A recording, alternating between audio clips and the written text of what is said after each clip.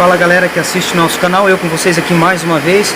E a gente está aqui com uma bicicleta, uma bike spinning ou indoor, depende da região, é conhecida por esses nomes, da marca Athletic, que está fazendo um barulho.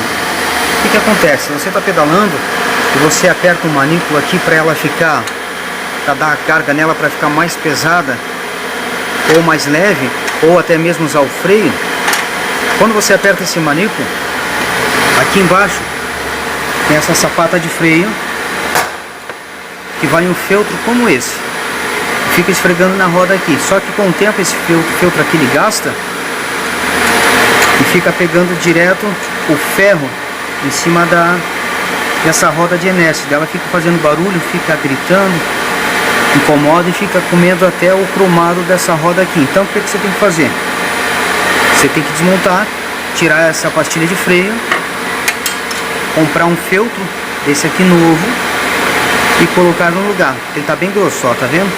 Então quando ela esfrega aqui, que ela faz ela freia a roda, ela não vai gritar porque fica pegando em cima da espuma em vez de pegar no ferro. Tá certo? Ficou a dica para vocês aí.